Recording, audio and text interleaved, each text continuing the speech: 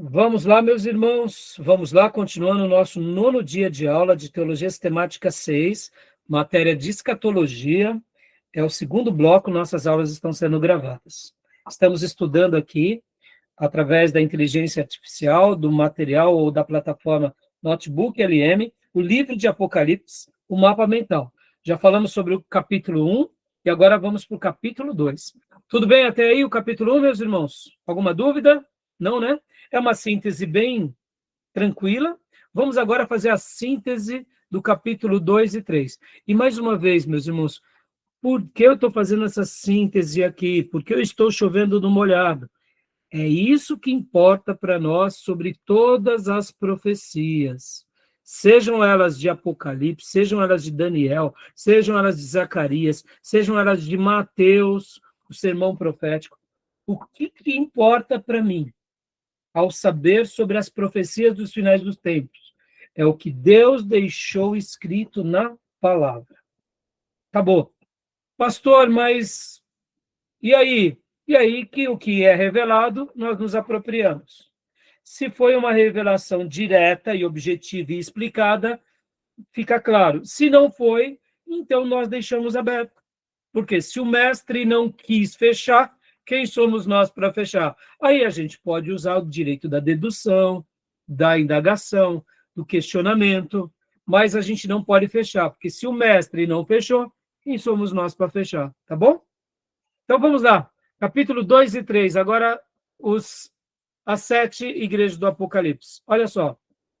Nenhuma novidade, né, meus irmãos? São as 7 cartas.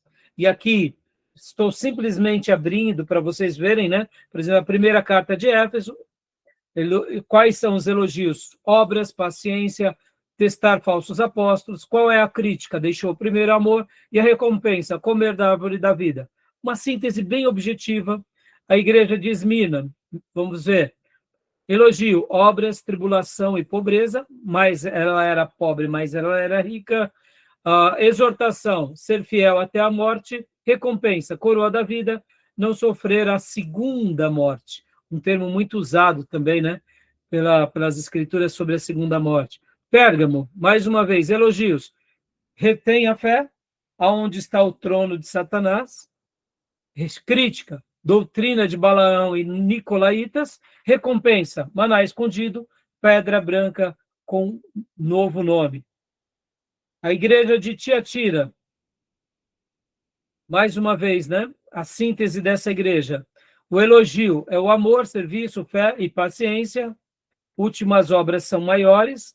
Crítica, tolerar Jezabel, prostituição, idolatria. Recompensa, poder sobre as nações, estrela da manhã.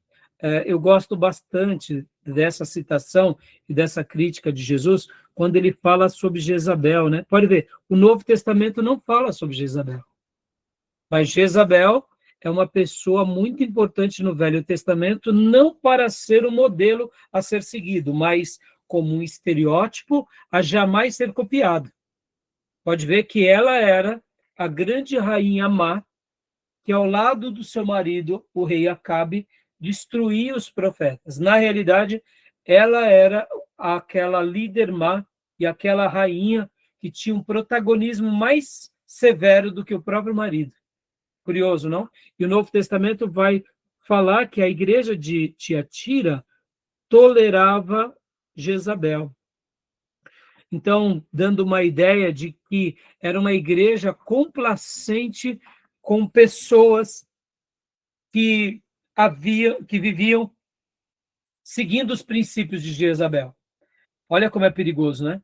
Tá bom? Só esse adentro, né? Como eu disse, nós estamos fazendo só um apanhado aqui, meus irmãos. Nós não estaremos fazendo aqui uma análise do livro, até porque não dá tempo, né? A igreja agora de Sardes, quais são a crítica? Nome de que vive, mas está morto.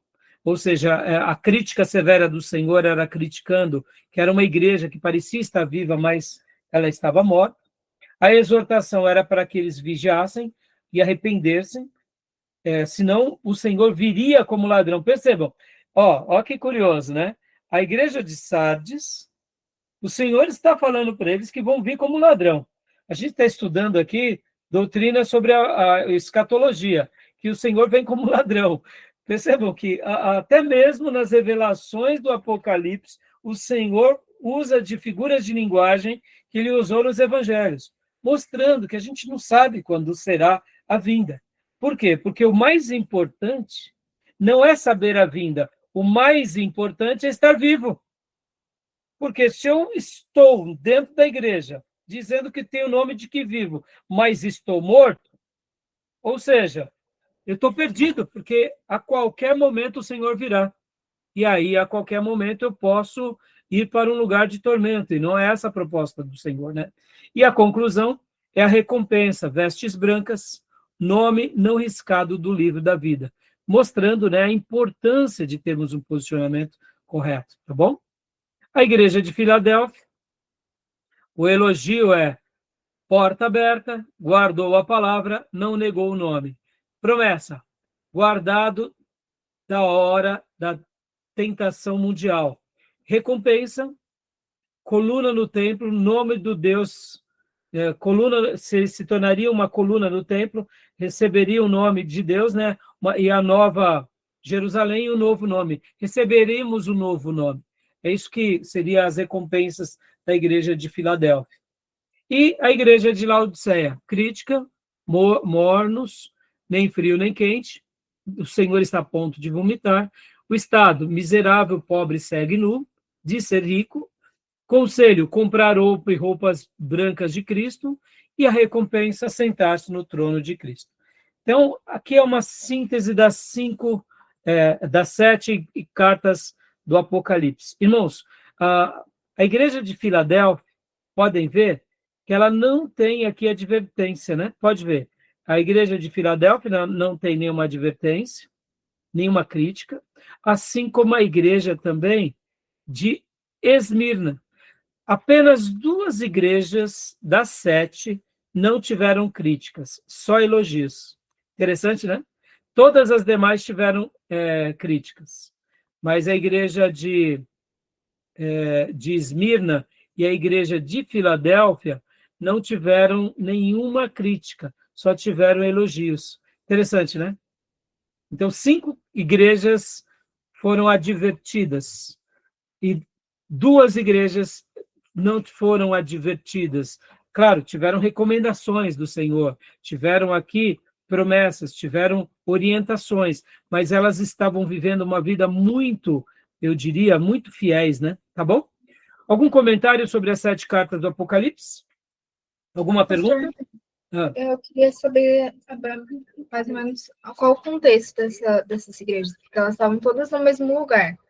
E por conta disso, né, que algumas estavam indo muito bem, né, ali trabalhando, servindo a Deus, amando mais a Deus, outras estavam, pelo que a gente estudou no Gruden, né, igrejas menos puras, praticamente quase deixando de ser uma igreja.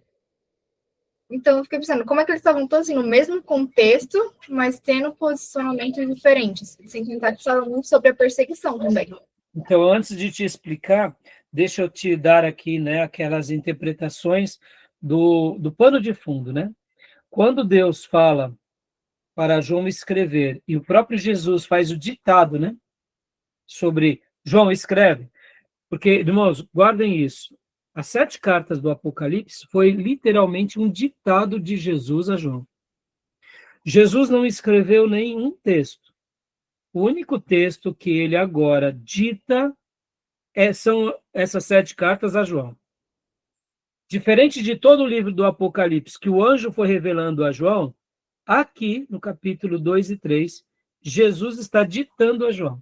João, escreve e diga. Agora, voltando. Lembra que também eu tinha dito que essas 7 igrejas representam 7 igrejas que ficavam ali na Ásia Menor. Né? 7 igrejas, 7 regiões em que elas estavam ali. Mas, ao mesmo tempo, essas 7 igrejas também deveriam ser lidas por todas as demais igrejas espalhadas onde tinha uma igreja. Lembra que eu falei no meu primeiro bloco de hoje, quando eu expliquei como que era a igreja primitiva? Que eu falei que Paulo escrevia uma carta, a carta chegava em Roma, e aí aquela igreja por exemplo, de Roma, lia a carta que era destinado a eles. Mas, ao mesmo tempo, o apóstolo Paulo vai dar uma recomendação nas suas cartas para que fossem lidas as demais cartas. Então, havia essa troca de cartas. Então, também, Beatriz, ao mesmo tempo que foi uma palavra dirigida à igreja da Ásia Menor, ou seja, daquela região da Anatólia, eram também para ser lidas em todas as igrejas espalhadas onde tinha uma igreja local. Mas agora, respondendo a sua pergunta, vamos olhar as 7 igrejas ali, né? Cada uma delas. Vamos, assim, nesse primeiro momento, visualizar como 7 igrejas em 7 regiões, tudo ali na Anatólia. Então, olhando dessa forma, pensando que era uma região e as 7 igrejas estavam ali, como pode elas estarem vivendo no mesmo tempo e tendo atitudes totalmente diferentes? É bem simples, Beatriz. É bem simples. Cada igreja local, ela é composta por pessoas distintas, por situações distintas, por famílias distintas. Hã? Alguém falou alguma coisa? Não? Por famílias distintas. Então, Beatriz, mesmo que estivéssemos, vamos supor, nesse período aqui, podem ver que lá em Jerusalém, onde os apóstolos estavam, tinha igreja com os 12 apóstolos. Lá, por exemplo, em Antioquia da Síria, tinha outra igreja com Paulo e com Timóteo, ou melhor, Paulo e Barnabé, com Silas, com João Marcos, percebam, em Antioquia da Síria. Eram todas as mesmas igrejas, mas cada uma vivia um momento diferente. Por quê? Porque, Beatriz, quer ver onde a ficha vai cair plenamente? Lembra que logo quando Paulo começa a fazer suas viagens missionárias, ele ganha a cidade de Corinto, mas também ele ganha a igreja dos Efésios. Ora, não é o mesmo Paulo? Sim, mas a cidade de Corinto era totalmente diferente da cidade dos Efésios, e a conversão dos irmãos de Corinto foram totalmente diferente da conversão dos irmãos de Efésios. Então, pode ver que quando Paulo escreve aos Coríntios, ele escreve repreendendo. Quando Paulo escreve aos irmãos de Efésios, ele escreve fortalecendo. Porque a resposta dos irmãos dos Efésios foi diferente das respostas dos irmãos de Corinto. Entendeu, Beatriz? Então, assim, traduzindo, tentando explicar um pouco, né? Por que um é de uma forma, o outro é de outra forma, sendo que são, né, parecidos. Porque aqui, né, no caso, como você perguntou há pouco, pastor, mas não era tudo a mesma igreja? Sim, era tudo a mesma igreja. Era tudo a mesma igreja, só que tem uma coisa muito curiosa, Beatriz. Cada igreja responde de uma forma. Cada grupo local tem uma entrega. Então, pode ver, eu não citei há pouco sobre 2 igrejas que foram apenas elogiadas, mas as outras 5 foram criticadas. Então, vamos imaginar aqui a seguinte situação. Essas 5 que foram criticadas, olha só que interessante. Essas 5 que foram criticadas, elas foram criticadas, mas o Senhor estava tendo esperança com elas. Mas essas 2 não tinham defeito. O que nós entendemos, Beatriz? Sabe, Beatriz, é aquela questão de Deus nos ver tanto individualmente, como Ele nos vê coletivamente. Por exemplo, Beatriz, o que é uma igreja? Não é a união de uma pessoa com outra, de uma família com outra. Você concorda? O que é uma igreja local? Senão isso. Senão famílias que se unem ali para temer a Deus. Agora, perceba, a entrega, por exemplo, da igreja de Laodiceia, vamos pegar aqui a igreja de Laodiceia, foi uma entrega total, plena, sem reserva. Mas já a igreja de Sardes tem a aparência de quem está vivo, mas está morto. Não foi uma entrega total, foi uma entrega parcial. Entendeu? Então, Beatriz, você pode até viver no mesmo tempo, com o mesmo ensino, mas ter uma resposta totalmente diferente. Por quê? Porque muitas vezes, vamos pegar um exemplo aqui nosso, Beatriz. Pode ver que lá na igreja eu não gosto de falar muito sobre as igrejas que têm pregado um Jesus fofinho, até tenho usado esse termo, até virou já, né, um jargão nosso, a igreja do Jesus fofinho.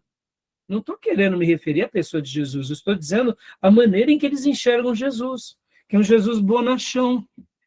Ou seja, tudo eu posso fazer naquela igreja do Jesus fofinho, porque ele não me critica, ele não me manda para o inferno, ele não me corrige, ele me aceita do jeito que eu estou, e eu continuo vivendo no pecado e ele me ama. Ou seja, é uma visão maluca, com todo respeito, né?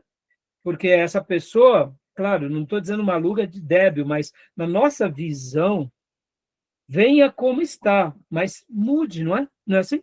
O evangelho não é isso? Venha como está, mas agora aceite o meu evangelho e seja renovado em novidade de vida.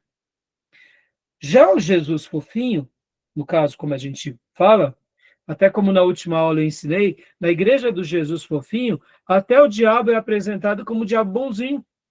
O diabo não é tão mal. Eu posso até ir lá no território do diabo, brincar com ele, que o diabo não vai me fazer nada de mal, até porque ele não é tão mal. Ora, na Bíblia Sagrada que eu sigo, o diabo, o nome dele é destruidor, é adversário, ele é o inimigo, ele quis destruir Jesus, e ele quer nos destruir, não tem que brincar com ele. Então perceba, Beatriz, as 7 igrejas passavam por isso. Pode ver, a igreja de Éfeso, que era uma igreja brilhante, Beatriz, no começo, ela estava vivendo agora o quê? O momento que eles estavam esfriando o primeiro amor. Pastor, é possível isso acontecer? Claro que é, Beatriz. Claro que é.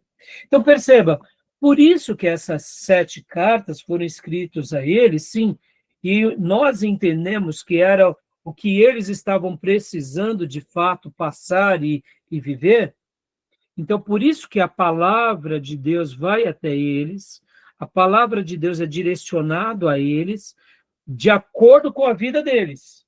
Então, por exemplo, a igreja de Éfeso, que tinha perdido o primeiro amor, o Senhor estava dizendo assim, olha, vocês começaram muito bem, e agora perderam o primeiro amor. Não, volta ao primeiro amor. Lembra de onde caíste. Então, Deus não fala essa mesma expressão para a igreja de Laodiceia. Porque a igreja de Laodiceia não perdeu o primeiro amor. Entendeu? Então, a resposta é bem simples e óbvia, Beatriz. Porque muitas vezes uma igreja, se ela não tiver se mantendo na caminhada e na sua regularidade, com piedade, com devoção, com renúncia, com obediência, ela acaba, muitas vezes, esfriando no seu relacionamento com Deus. Então, por isso que eram 7 igrejas, sim, mas 7 comportamentos distintos, porque elas estavam debaixo de lideranças distintas, de gostos distintos, de propósitos distintos, ou seja, elas estavam vivendo o seu momento, e não o momento do Senhor, entendeu? Hoje, Beatriz, na igreja moderna, vamos lá, é toda a igreja cristã que tem uma postura protestante ativa? Ou muitas igrejas, por exemplo, protestante, virou um protestantismo liberal. Entendeu? É tudo modernidade, mas cada um responde de um jeito. Por quê? Ah, porque aquele pastor é muito radical. Ah, aquele outro só gosta de estudar. Aquele outro só gosta de orar. Ah, eu prefiro essa igreja aqui, que essa igreja tem programas, tem festa. Toda semana tem uma festa. Toda semana tem uma banda. Toda semana tem um pastor famoso. Tudo bem. Nada contra, muitas vezes, a pessoa ser uma pessoa importante. Mas aí eu te pergunto, Beatriz, a igreja ela tem que ser movida a programa?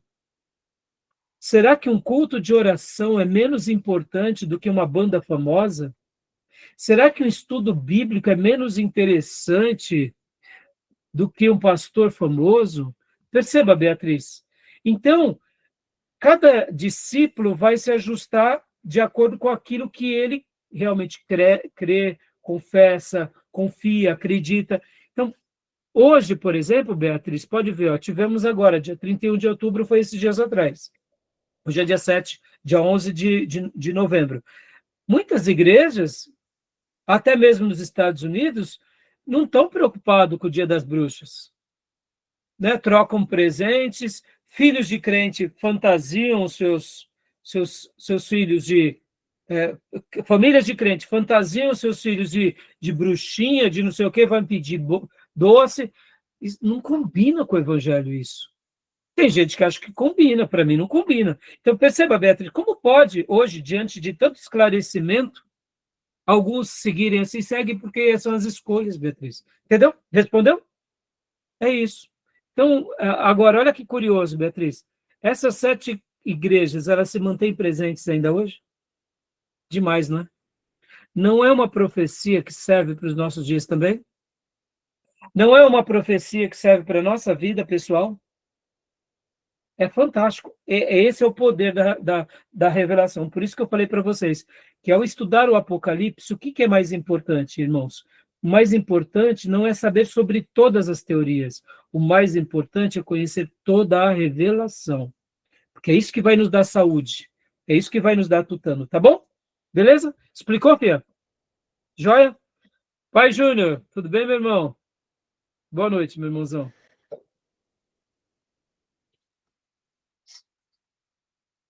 Opa, travou sua linha. Boa noite. Continuando aqui, nosso material, irmãos, agora rapidamente, Cenas Celestiais e o Livro Selado, capítulo 5 e 6, né? 4 e 5, aliás. E aí vem a visão do trono de Deus. E isso que é legal, irmãos. Percebam aqui a estrutura do livro de Apocalipse. Vem com uma visão do Cristo ressurreto, da importância da pessoa de Deus, mostra de uma forma poderosa quem ele é, o que ele faz, qual é o grande propósito dele para nós. Vem uma mensagem às igrejas, porque o projeto de Deus tem tudo a ver com a igreja, e agora, no livro do Apocalipse, vai agora para quem? Para a grande visão do trono de Deus. Ou seja, demonstrando que o nosso rei reina sobre um trono e ele é incomparável, e ao redor dele tem seres divinos, tem animais viventes, e todo ser adora ele. Então, o livro do Apocalipse já começa mostrando o Cristo glorioso, o projeto dele, que é a igreja entre nós, e agora, já logo na sequência, já destaca o quê? O nosso Deus sentado num trono, reinando gloriosamente. Tá bom? E depois, no capítulo 5, começa, então, aquilo que a gente chama que é os selos. Né? Aí começa, então, e aqui eu vou passar rapidamente. Depois de selos, aí vem aqui a descrição dos selos, e depois dos selos vem as trombetas. E depois das trombetas vem aquela grande a aparição, né, das mulher e o dragão e as 2 bestas. Não vou entrar muito no detalhe, porque não vai dar agora, né? E, por último, vem o juízo e a queda de quem? Dessa que seria a grande Babilônia. Vem a sentença de Deus.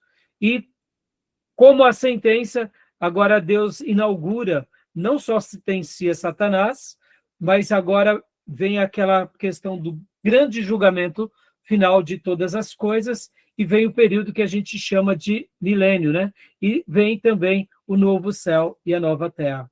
Então, meus irmãos, aqui, percebam que, mais uma vez, né, sem se prolongar demais nos detalhes, mas percebam que a maneira em que a inteligência artificial sintetizou é uma maneira maravilhosa. Eu quero pegar somente esses 3 agora aqui, para a gente fazer um pouco mais de debate aqui na classe, porque sobre os selos, sobre as trombetas e sobre as taças, nós já aprendemos nas outras aulas que a ideia que dá que se trata do mesmo juízo sendo apresentado de 3 formas distintas. Pode ser que sejam 3 castigos diferentes? Pode ser. Mas a ideia principal que fica, que é o mesmo castigo que virá, sendo apresentado ora por selos, ora por trombetas e ora por taças. Porque pode ver, cai sobre os homens, cai sobre o mar, cai sobre a natureza. Então, partindo desse pressuposto, eu queria só gastar um pouco mais de tempo aqui com vocês, principalmente aqui, no juízo, queda da Babilônia, no milênio, juízo final e o novo céu e a nova terra, tá bom? Sobre essa questão dos selos, alguma pergunta? Alguma dúvida? né? A gente já trabalhou um pouco nas aulas passadas, mas eu gostaria só de... Por que eu estou aqui passando para vocês essas informações? Porque a maneira em que a inteligência artificial trouxe para nós, por exemplo, aqui o primeiro selo, irmãos, ó, cavalo branco, ele traz as citações de como serão os acontecimentos, mas a inteligência artificial ela não vai explicar. Por que ela não vai explicar com os seus detalhes? Porque ela vai no texto bíblico. Logo, só vai trazer a ideia do texto bíblico. E é isso que eu queria que fixasse com vocês, tá bom? Porque o mais importante do que saber sobre o juízo de Deus que virá é saber o seguinte: um dia toda a alma do planeta sentará diante do tribunal de Deus, passará pelo grande juízo. Percebam, irmãos, muitas vezes a gente fica querendo descobrir o dia do juízo da pessoa. Não, basta a pessoa saber que ela terá um juízo. E a grande pergunta nossa, a cada alma que a gente prega o evangelho, ou a cada crente que a gente ensina é: e você está preparado para esse dia? E você tem o seu nome escrito no livro da vida? E se chegar esse dia agora para você, você está preparado com a tua alma? Percebam, não é essa a nossa mensagem? Não foi isso que o Senhor nos pediu? Porque muitas vezes saber daquela data em que o anticristo se apresentará seria muito bom, claro, mas será que a gente vai saber mesmo quando vai ser, quem vai ser? O mais importante é a gente estar preparado para se encontrar com o Senhor, para ser aprovado pelo Senhor, do que os detalhes mais, eu diria, mais misteriosos, tá bom? Tudo bem?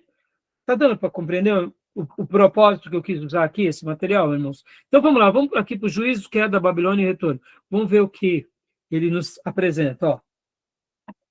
Sobre o juízo que é da Babilônia e o retorno, temos o Cordeiro e os 144.000 lá no Monte Sião, né? Que aqui nós entendemos, meus irmãos, nós entendemos, né?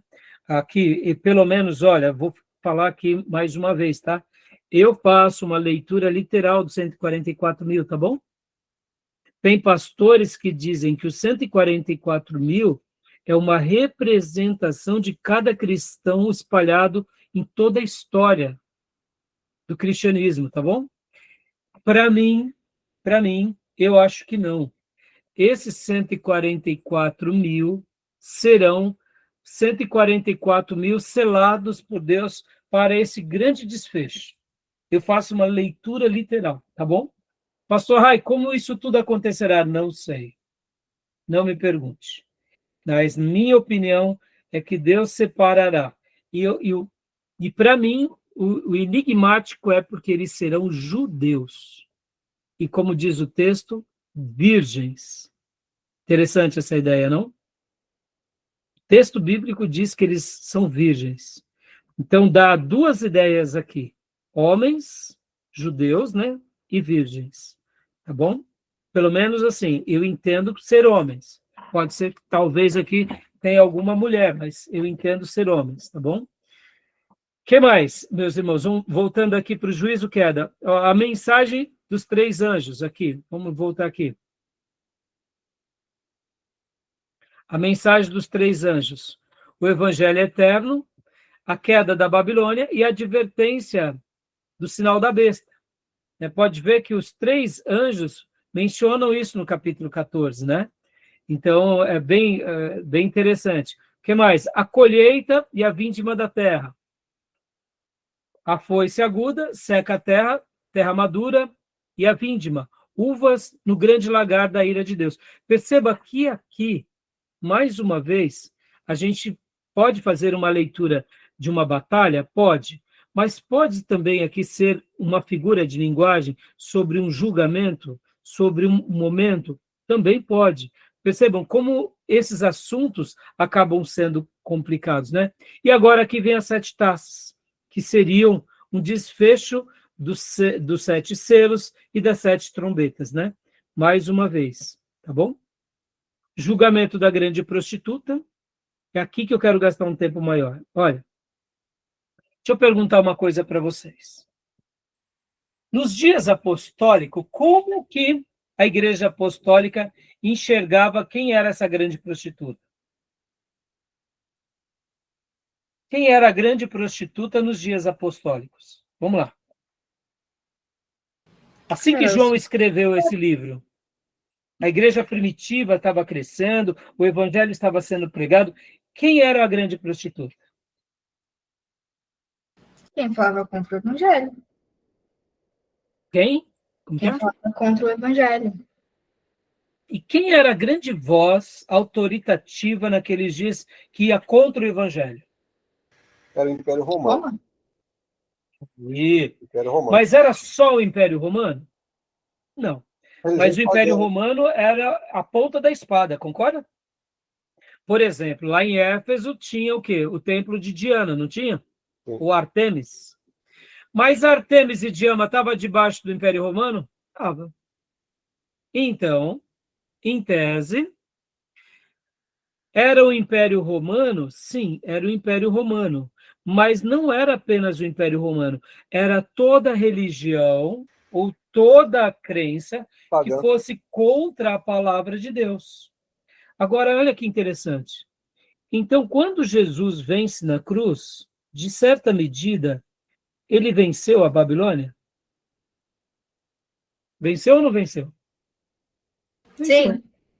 Perceba que em cada período da história nós teremos uma Babilônia. Vamos pegar um outro exemplo aqui?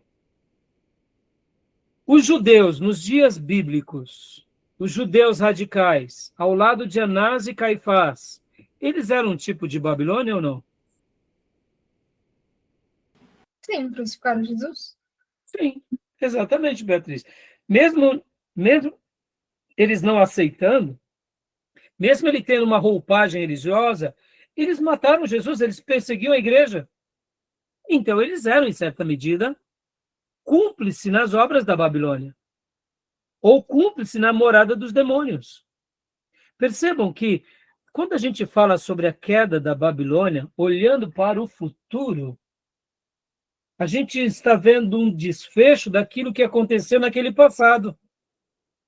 Vamos pegar um outro período da história, o Júnior que fez história eclesiástica, a igreja cristã ela se envereda agora para o romanismo e para tudo aquilo que nós temos como paganismo. O culto às relíquias, a adoração aos santos, a veneração às imagens. Vamos lá. Na Idade Média, quem foi considerada a Grande Babilônia?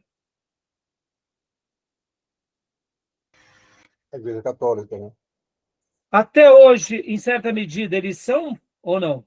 Sim, porque dominaram o mundo com os paganismo, mudou todo o entendimento, a palavra. Sim. Agora, é somente os católicos? Não. Vamos lá, os muçulmanos radicais e a religião muçulmana, de certa medida, vão contra a vontade de Deus? Não. Eles, de certa forma, também praticam obras aqui da Babilônia, ou são moradas de demônios? Igualmente. Porque vão contra a palavra de Deus. Percebam, irmãos, como a Babilônia ela se repete, ela se apresenta em cada momento na história da humanidade de uma forma com uma roupagem nova. Vamos lá, depois do período chamado período mundo moderno, estamos hoje no pós-moderno. Hoje o mundo é secularizado, é humanista, é capitalista, não é? Vamos lá, alguém já falou que não é capitalismo, é capitalismo. Não é capital, é de capeta, entendeu? O mundo não virou o nosso mundo, percebam, mesmo nós hoje, com o modernismo, com os humanismo, isso também não é, em certa medida, uma certa Babilônia? Revestida de ciência, revestida de conhecimento? É ou não é? E as demais religiões? E as religiões que são chamadas de ecumênica, ou seja, tudo bem, você é protestante? Tudo bem, eu sou católico, você é hinduísta. Todos seguem a Deus. Essa ideia de ecumenismo é uma ideia bíblica, meus irmãos? Não. O ecumenismo não tem nada de bíblico. A gente não vai sair atacando as pessoas, meus irmãos, Mas percebam, quem é a resposta para a humanidade? Não é Jesus Cristo? É Jesus. Por isso que a gente está aqui treinando vocês para pregarmos o quê? O puro evangelho. Porque somente Jesus salva. Então, por que eu estou falando aqui sobre a Babilônia, né? Porque essa Babilônia já caiu um dia lá na cruz, mas ela vai cair totalmente como desfecho histórico, porque em cada período, em cada século, em cada época, a Babilônia ela se apresenta de uma forma na vida dos homens. Só que no desfecho do Apocalipse vai haver um grande acerto de contas contra ela totalmente. E essa é a única mudança. Tudo bem até aí? Alguma pergunta? Mas a grande Babilônia também, ela significa também um mundo corrupto E pecador. finito, né? Exato, Abominável, que se contrapõe a Deus. exato. Exatamente. Por isso que eu falei, Júnior, que tudo aquilo que vai contra Deus, de certa medida, e qualquer religião, qualquer costume, qualquer prática, de uma certa forma, faz parte das influências da Babilônia. Vamos lá, meus irmãos, vamos dar um tiro no nosso pé. A teologia da prosperidade que nós temos visto vergonhosamente no meio protestante. Isso daqui são princípios da Babilônia ou não são? Sim. Isso daqui são moradas de demônio ou não são? Para ninguém falar que a gente não tem um auto-julgamento também. Quando a gente tem falsos profetas que ensinam coisas que não estão na Bíblia, isso é princípio da Babilônia ou não? Isso é morada de demônio ou não? Perceba, irmãos, como a gente tem que tomar cuidado. O intelectualismo, o poder financeiro, quando a gente quer mandar em Deus. Está entendendo? Então, são cuidados que, na realidade, a gente tem que tomar o tempo todo, tá bom? Então, percebam, haverá um julgamento total. E aqui o Apocalipse faz esse desfecho. Para a gente ir finalizando, né? Agora, o choro dos reis e mercadores. Por quê? Porque eles vão chorar? Porque a Babilônia vai ser destruída, ou seja, aquilo que mais as pessoas estimam vai ser destruída. Por isso que a teologia da prosperidade, na realidade, ela é uma péssima escolha, né? Então, sobre essa questão, aí vem as bodas do Cordeiro e Cristo vencendo, né? Que seria aqui quando realmente o Senhor ele vem, né? Vencendo o seu cavalo branco e conquistando todas as coisas. E aí, por último, então, vem o milênio e o juízo final, que é onde Satanás é preso, há a primeira ressurreição, vem o milênio, fim do milênio e o grande trono branco. Então, mais uma vez, percebam, irmãos, como essa síntese foi bem objetiva. E agora, para a gente encerrar, o novo céu e a nova terra, né? O novo estado, Nova Jerusalém e uma visão final, dando aquela ideia de como será aquele período, como será aquele desfecho, como será o que nos aguarda, né? Mostrando que tudo começa com Deus e tudo termina com Deus. E tudo termina com aqueles que guardam também, que é a palavra de Deus, porque em breve o Senhor voltará. Percebam que o final do Apocalipse, inclusive eu quero até ler com vocês o último texto, né, que está aqui, no finalzinho, capítulo 22, percebam que aqui, o texto, né, do Apocalipse 22, 18, e eu testifico a todo aquele que ouvir as palavras da profecia deste livro. Se alguém lhes acrescentar alguma coisa, Deus lhes acrescentará as pragas que estão escritas nesse livro. E se alguém tirar qualquer coisa das palavras do livro desta profecia, Deus lhe tirará a sua parte da árvore da vida e da cidade santa, que estão descritas neste livro. Aquele que testifica essas coisas diz: certamente cedo venho. Amém. Vem, Senhor Jesus. A graça do Senhor Jesus seja com todos. Perceba que o Apocalipse, ele termina também com a palavra de Deus.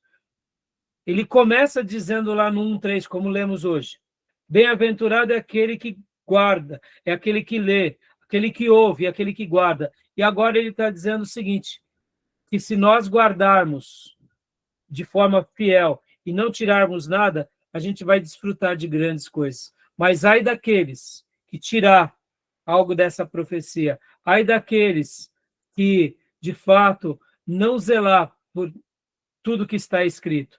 Porque se não zelarmos segundo aquilo que Deus deixou, a gente sofrerá. E se alguém tirar, também Deus tirará deles. O que eu quero destacar aqui nessa porção, meus irmãos? Nada mais, nada menos do que a relevância do que a gente está falando sobre o livro do Apocalipse. Então, lembrem disso, irmãos. Ao estudarmos durante hoje é o nosso 9º dia, a gente fez um passeio muito grande nas doutrinas, e teríamos muito mais assuntos a tratar, mas o principal para nós, e aqui eu fiz questão de fazer essa lição de casa aqui apenas com o livro de Apocalipse, mas eu poderia ter feito aqui esse mapa mental, não só com o livro de Apocalipse, eu poderia ter colocado aqui, só para mostrar para vocês, eu poderia ter colocado aqui o livro de Daniel, eu poderia ter colocado aqui partes de algumas profecias de Ezequiel, Zacarias, partes de Mateus, 1ª e 2ª Tessalonicenses, e unido ao Apocalipse. Ou seja, existem muitas outras profecias que vão falar sobre os sinais dos tempos. Não é só o Apocalipse. O Apocalipse, ele acaba fazendo um conglomerado dessas profecias. Mas outros livros também citam sobre, por exemplo, esse desfecho. Por exemplo, o profeta Isaías também fala alguma coisa sobre o castigo, fala sobre a eternidade, fala sobre a ideia do milênio.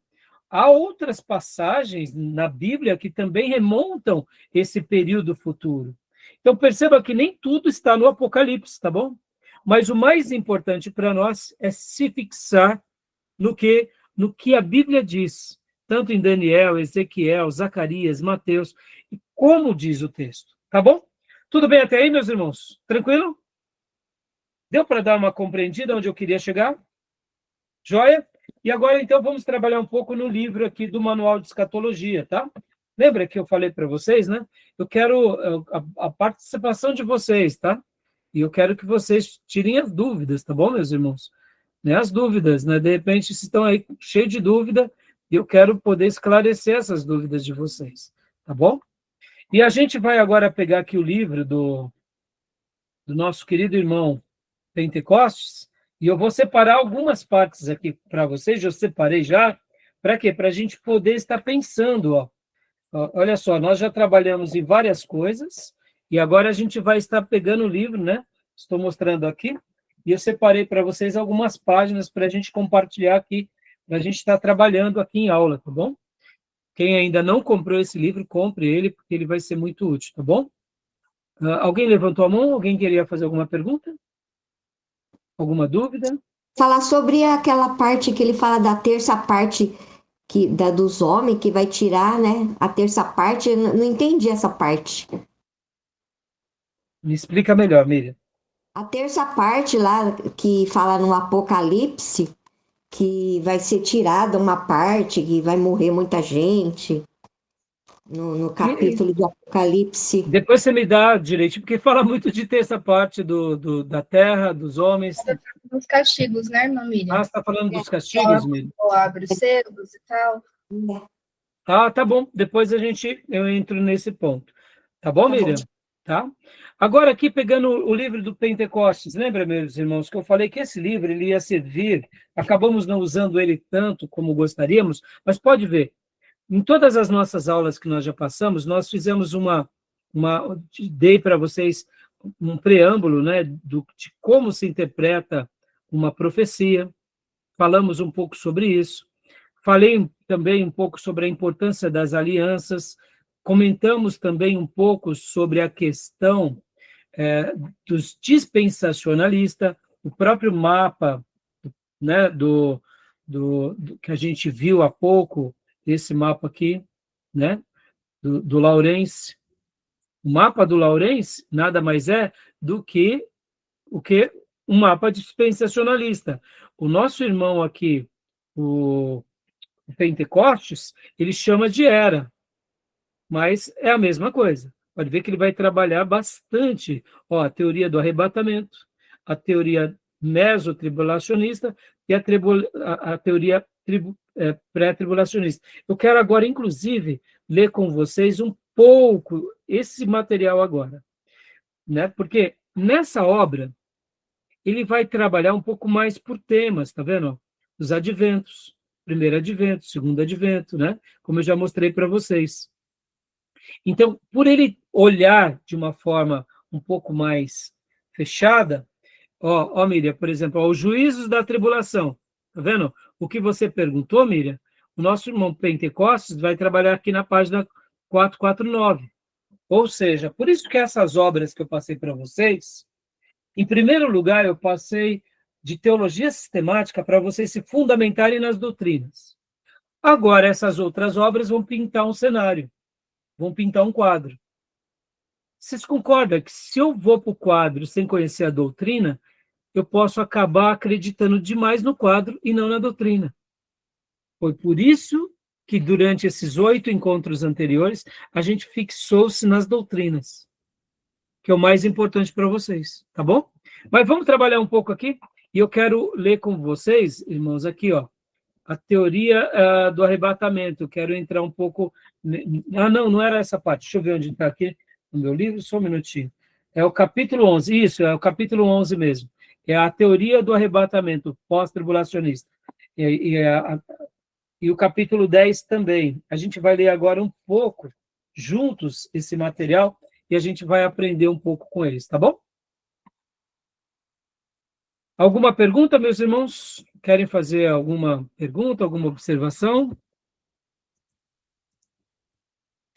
Não. Não? Tá tranquilo? Então tá. Vamos lá, então. Então vamos lá para o capítulo 10. Eu quero ir com vocês agora.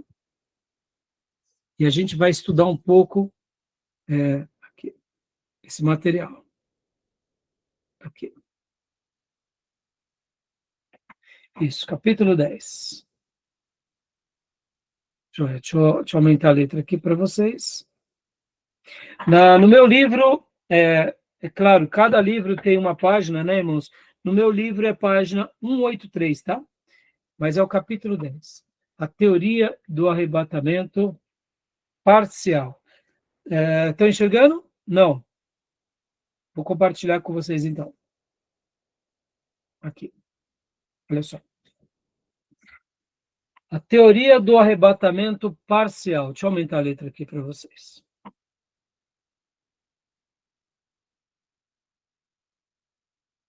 Então, Beatriz, leia para nós, filha, por gentileza. Opa, desculpe.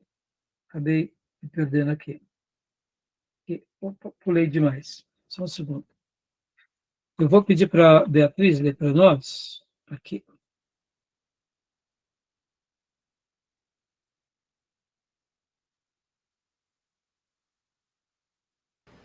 Opa. Aqui. Aqui. Pronto. Tá dando para ver? Tá sim. Tá? Então tá bom. Então, por favor. A presente era, em relação à verdadeira igreja, termina com a translação da igreja à presença do Senhor. A doutrina da translação da igreja é uma das... Epa, desculpa, Beatriz. Fui mexer aqui, ele não está indo a isso. A doutrina da translação da igreja é uma das considerações mais importantes da escatologia no Novo Testamento. Dá uma pausa aqui. Perceba, porque agora eu quero estudar esse livro com vocês. Lembra que eu falei para vocês que eu gosto bastante desse livro? Mas qual é o problema dele? Ele vai seguir uma linha, que é a linha... Vamos lá, vamos de novo aqui. Sem pressa, pausa, ponto a ponto, né? Ele vai vir aqui, Opa, tá vendo? Ele vai vir e trabalhar sobre essa ideia. Então, essa é uma teoria. Esse é um modelo, mas não é o único modelo. E esse é o ponto que eu quero que vocês se apercebam bastante. Então, aqui pode ver que, voltando para cá, olha lá. Voltando para cá.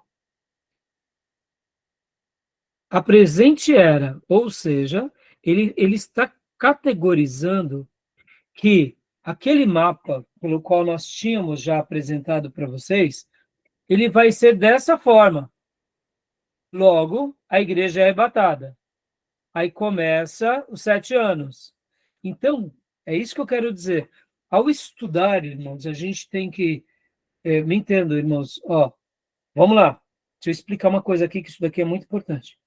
Eu não duvido da palavra de Deus, tá bom? Eu posso até não entender a palavra de Deus plenamente, tá bom? Mas eu não duvido dela. Ou seja, Jesus é o meu Salvador, Jesus é o meu Senhor, eu preciso do perdão dele sobre os meus pecados. Eu posso questionar o que pensa um pastor, o que diz um profeta, mas a Bíblia eu não tenho dúvida dela. Eu posso não entendê-la. Questionar uma obra, questionar uma teoria, não é igual questionar a Bíblia, tá bom? Guarde isso. Tá, Beatriz? Irmãos, aprendam isso. Porque o apóstolo Paulo disse, ouçam tudo e retenham o que é bom. Por isso. Qual era a grande proposta de Paulo? A proposta de Paulo é dizer o seguinte, tenha uma mente que pense, julguem as profecias. Não saia acreditando em qualquer coisa. Fixe o coração e a mente de vocês na palavra. Tenha uma vida devotada ao Senhor e pratique a palavra. Mas nem sempre um ser humano estará dizendo algo correto. É possível que homens de Deus errem. E é possível que muitas vezes a gente está seguindo homens de Deus que estão errando. Pastor Raio, o senhor está falando uma besteira. Não, meus irmãos, quer ver um exemplo disso? Quando Pedro estava com os Gálatas. A Bíblia vai falar que Pedro foi à igreja da Galácia e ao chegar lá ele começou a ter o quê? Fazer acepção de pessoas. Ora, o grande apóstolo Pedro, sim, o grande apóstolo Pedro. E aí quando Paulo ficou sabendo e foi lá, chamou a atenção de Pedro. Porque enquanto Pedro não estava lá, a igreja tinha ali os gentios e os judeus juntos. De repente, Pedro chega, e aí chega também algumas informações, e ali começa a ter aquelas divisões de judeus separados dos gentios. Então, era tudo a mesma igreja, mas uma igreja cheia de judeu e uma igreja cheia de gentil. Eles faziam panelas. E quando Pedro chega como judeu, ele vai ficar com quem? Com a panela dos judeus. E o que Paulo fala a Pedro? Pedro, você está errado. Você não pode fazer isso. Chega com isso, acabou. Então é possível que homens de Deus, em algum momento, possam estar errados. Claro que é, meus irmãos. A gente está falando de doutrinas do futuro. Então eu posso, de repente, acreditar tanto numa coisa que eu falo aquilo como se aquilo fosse a última verdade. E é isso que é o problema da escatologia. Estão entendendo, irmãos? Eu falo tanto que Jesus vai voltar daqui a alguns anos, eu falo tanto que Jesus está voltando amanhã. E quem sabe demora mais 50 anos. Eu conheci uma missionária que eu gostava demais dela. Quando ela começou a falar que Jesus não passaria de tal data, e ela foi categórica, não vai passar dessa data. Aí eu falei, missionária, desculpa. Não dá mais para te ouvir, não. Entendeu? Porque aí ela já começou a marcar data. Não, irmãos, é algum momento até aqui. Daqui não passa. Eu pergunto, já passou? Já passou mais de 20 anos. E eu não vi essa missionária se retratar que ela estava errada. Então ela não serve para seguir, para eu poder seguir mais. Se ela fosse humilde e dizer, eu errei, meus irmãos. Falei, né? Falei tanta besteira, né? Tudo bem. É isso que a gente está aprendendo aqui, tá bom? Então aqui, o que ele está querendo dizer que aqui primeiro vai passar a doutrina da a translação da igreja, é uma consideração importante, ou seja, a igreja vai ser arrebatada. E aí começam as outras coisas. Então, por isso que é a teoria do arrebatamento. O arrebatamento por um grupo de pessoas é quase como se fosse infalível. Meus irmãos, vamos lá, sobre o arrebatamento. Jesus vai vir arrebatar a sua igreja? Sim ou não? Quando Sim. Jesus vai vir arrebatar a igreja? Esse é o ponto. Ninguém sabe. Ninguém sabe. Entendeu?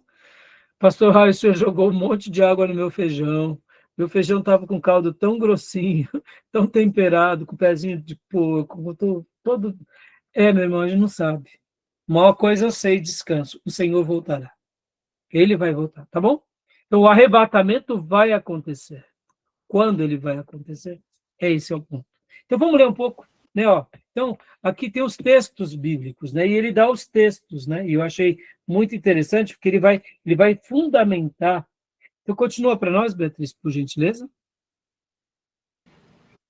depois dos textos? É aqui, ó. Isso, depois dos textos. É uma das questões em que os estudiosos da Bíblia mais discordam atualmente. Intérpretes da escola pré-milenarista estão divididos em campos como o parcialista, que levanta a questão de quem participará do arrebatamento, e os pré-tribulacionistas, mesotribulacionistas e pós-tribulacionistas, que levantam a questão da ocasião do arrebatamento em relação ao período tribulacional. E aqui eu quero destacar para vocês um assunto bem interessante, bem legal, que é o seguinte, meus irmãos. Olha só. Eu acredito que já deu a hora, né, irmãos? Deu a hora, né? Deu. Então, eu vou ter que parar. Mas deixa eu só mostrar aqui para vocês, ó. Olha só que interessante. Ele vai agora conjecturar conosco sobre 3 termos, ó, a definição dos termos. A gente vai parar agora aqui, a gente vai voltar a partir daqui. Essa questão dos termos. Eu achei muito legal, porque nós temos como consenso, por exemplo, a parousia, que é a volta de Jesus. Então, toda vez que alguém fala sobre a parousia, nós estamos falando sobre a volta de Jesus. Agora, ele vai trabalhar aqui no seu livro, e eu gostei bastante, porque mesmo que o nosso irmão Pentecoste, ele penda para a linha mais, eu diria, mais tradicional, no sentido da linha clássica, do arrebatamento, da tribulação, ele vai explicar que esse termo parousia, ele sim está na palavra de Deus, lá no original, para a volta de Jesus, mas ele também está em outros contextos. E esse tipo de honestidade teológica que é importante. Eu vou explicar aqui, você vai entender. Vamos lá, meus irmãos. Quer ver o que eu quero dizer aqui sobre essa questão dos termos? Eu vou fazer uma aplicação, vocês vão me entender. Quando eu sou um pastor batista, batistas gostam de estudar a Bíblia. Logo, é o único pastor que estuda a Bíblia? Claro que não. Tem um monte de pentecostal que estuda a Bíblia. Tem um monte de irmãos que estudam a Bíblia e são de igrejas das mais variadas. Essa honestidade intelectual nós temos que ter. O que a Bíblia fala? Que é só o batista que vai para o céu? Claro que não. Quem é que vai para o céu, meus irmãos? É quem crê em Jesus, quem confessar que Jesus é o Salvador. Esse tipo de honestidade intelectual, de honestidade espiritual é importante. Por quê? Porque quando a gente tem uma visão fechada sobre um termo, a gente só puxa a brasa para a nossa sardinha. Então, por exemplo, mesmo que o irmão seja pentecostal, quando ele vai fazer uma análise do texto, examinar um texto, ele tem que ser honesto, que aquele texto também está em outras passagens. E é isso que a gente vai ver agora no último bloco, tá bom? É isso que a gente vai fazer uma liçãozinha de casa aqui rápido sobre os termos, sobre a volta de Jesus. Será que essa palavra era uma palavra específica usada para quando Jesus voltasse? Ou poderia ser uma palavra que falava sobre a volta de qualquer pessoa? Isso que é interessante. Porque na escatologia, esse termo virou um sinônimo da volta de Jesus. Logo, a parousia ela é exclusiva para o advento futuro. Mas será que ela pode ser aplicada no advento presente? Que aconteceu um dia também? Ou quem sabe um dia que aconteceu naquele presente do passado? Entendeu? Então a gente vai chegar já no último bloco, tá bom? Eu quero explicar um pouco melhor para vocês esses termos, tá? Tudo bem? Vamos parar aqui a gravação? Alguma pergunta até aqui, meus irmãos? Não? Então vou parar aqui, tá bom? Eu sei que estou dando muita informação para vocês, eu sei que essas coisas não são fáceis. A gente vai terminar aqui com esse desfecho para vocês entenderem melhor o que eu quero dizer, tá bom? Então eu vou parar a gravação e a gente vai para o último bloco, tá bom, meus irmãos?